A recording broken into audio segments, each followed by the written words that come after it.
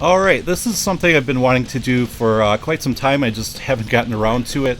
And I don't even know if this is going to be interesting for you guys, but I feel like talking about it, so there you go.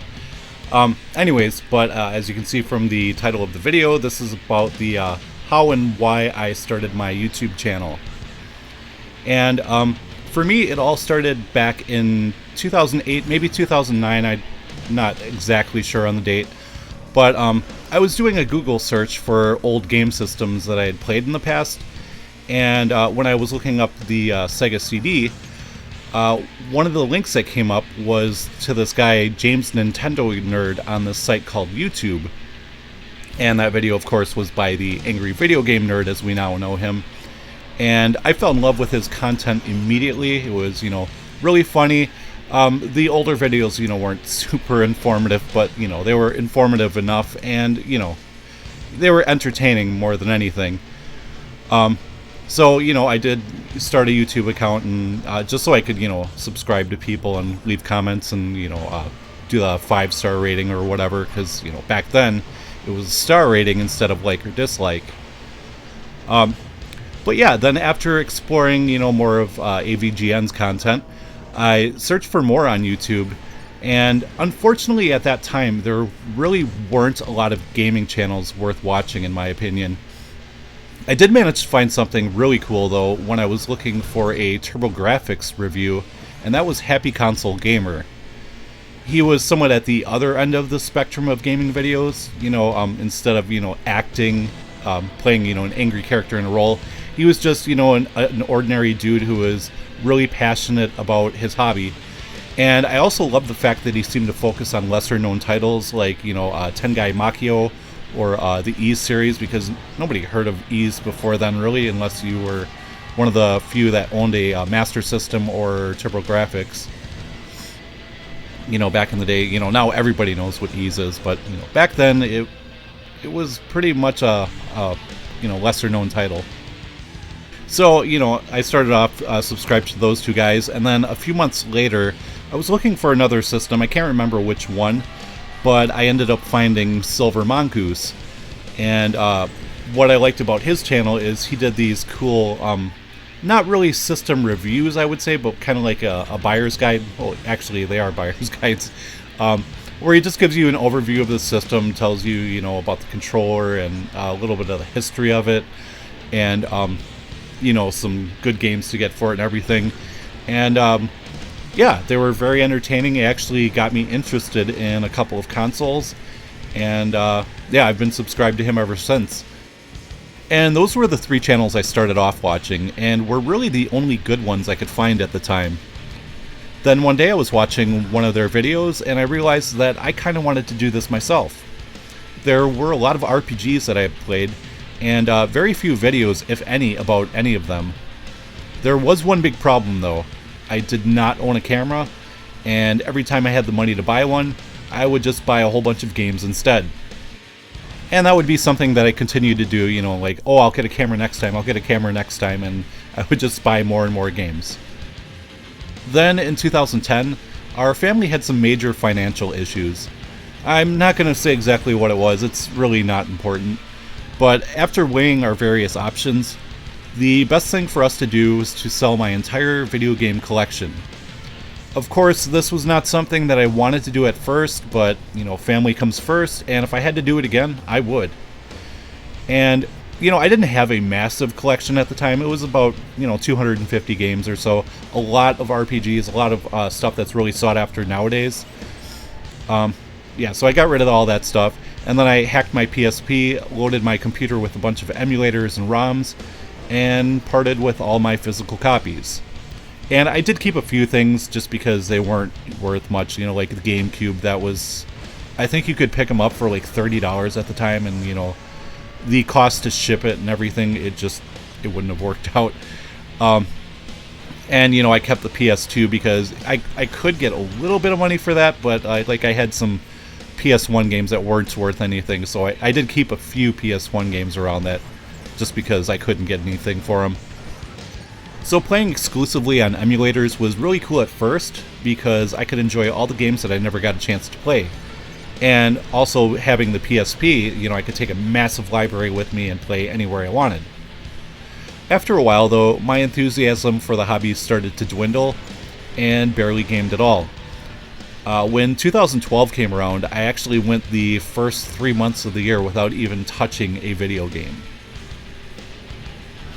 Even though I wasn't playing games too often anymore, I still watched a lot of gaming videos on YouTube. Started watching Alpha Omega Sin, and then I found Yell Chaos through his channel. And then Yell Chaos had always mentioned a guy named EdT1138. You know, he always mentioned TurboGrafx and his name in the same sentence. So I decided to check out his channel as well. And he was doing this really cool thing at the time called Top 3 Tuesday, where he would ask what your top 3 things are in a certain gaming category, such as, you know, shoot 'em ups, and people viewing the video would create their own video responses back when we could actually do that. And it created a really nice little community in the retro gaming landscape. So when I started seeing these in 2012, it reignited my passion for retro gaming and got me to finally start up my own channel. So I had actually started a Lego channel a few months prior, and I did pick up a camera for that, and that was called Weltall 1028. And I just decided to just mix gaming videos in between the Lego videos, and that probably wasn't the best way to go about it, because, you know, people would subscribe for a Lego, you know, because of Lego stuff, and then they see all these gaming videos that they don't care about in their feed. And, you know, on the other hand, you know, people would subscribe for video game stuff, and they would see all this Lego stuff and be like, what the hell is this? And also, you know, back then, I really didn't know what I wanted to do with my gaming videos. Like, I was doing some reviews, and then I was doing some kind of vlog reviews, you know, the ones where there's no footage, you just talk in front of a camera. And then I was also doing like how Steve Benway does, where he just points the camera at the screen and then just, you know, talks during the first 10 minutes of a game or whatever. Yeah, and then I was doing video responses and all sorts of stuff, and a lot of it was really crappy, and I actually deleted most of those videos now.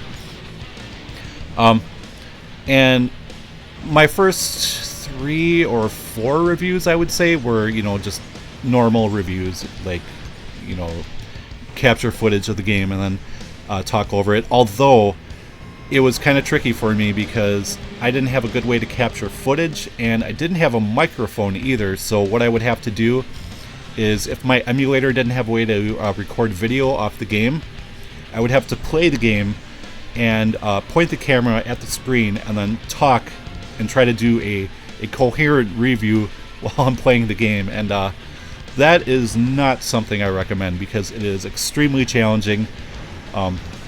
I had to do so many retakes, and it was just a nightmare. After a while, I decided to stop doing the normal reviews and just go to more of a vlog style. Just because it was, like I said, it was really hard to, you know, record footage and review at the same time. It didn't work for me personally. So, you know, I did that for a while, and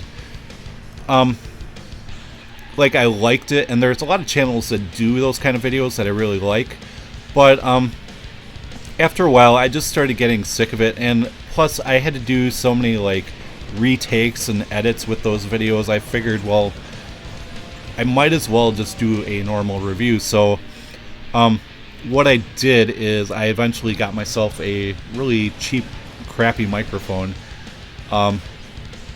and I just started, you know, I still did the thing where you point the camera at the screen, but you know, it worked for a while, I guess.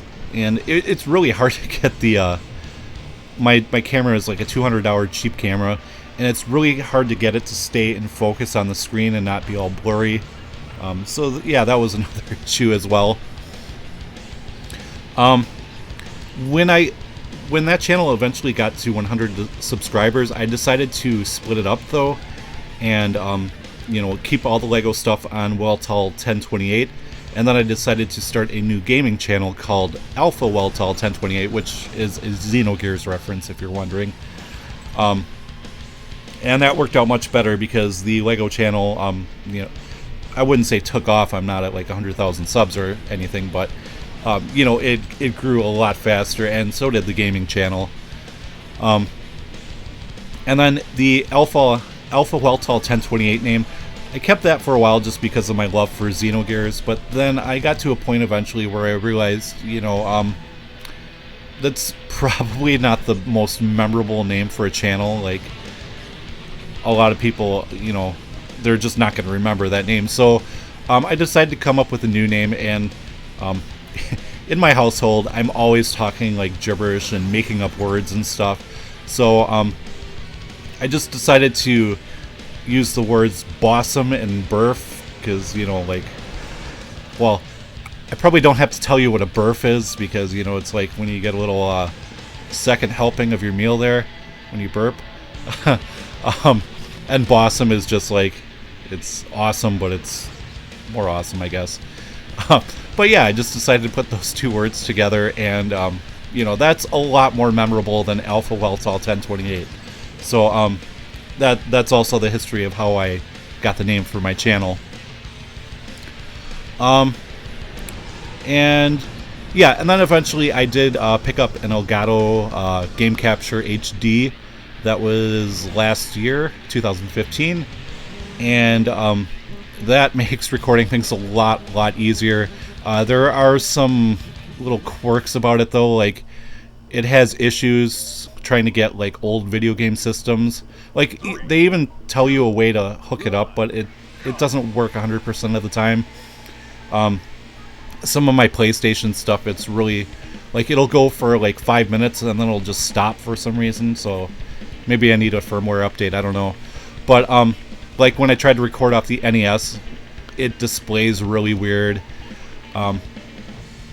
But you know, for the most part, it does work great. Like I have the Raspberry Pi hooked up to it now, running a bunch of emulators, and that works fantastically. Everything's going through HDMI. You know, the Wii U works great. PlayStation 2, Saturn. It's pretty much just like PlayStation and like you know, NES. I haven't tried the Genesis or Super Nintendo yet, so I don't know. But yeah, it works great for what I need it for, and pretty much for the most part, it doesn't give me any issues. I also eventually picked up a much better microphone, which I don't know how many of you guys have seen some of my older reviews, but like the microphone I used was like I think it's a Dynex is the brand, and like they do really terrible electronics, but I bought it because it was the only thing the store had. So you know, I made do with that for a while.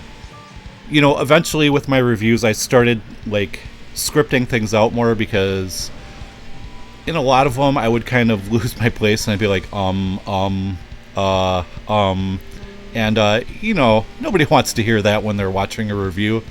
So you know, I started writing things out a little bit more.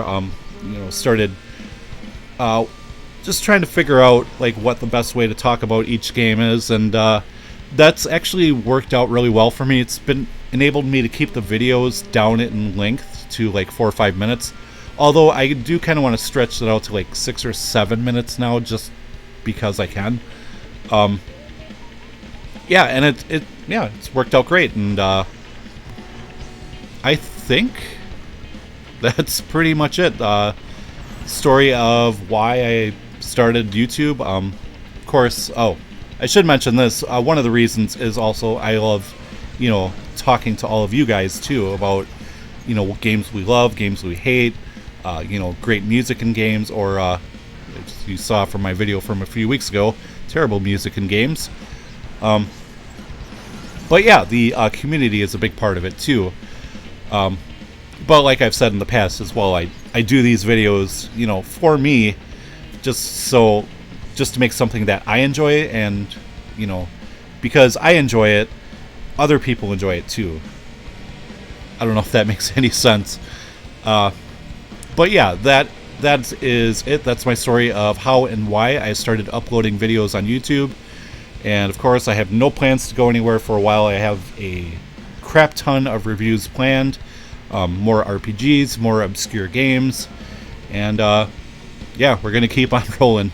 So hope you guys enjoyed this video. I don't know how well it's gonna turn out, but thank you very much for watching, and I will see you next time.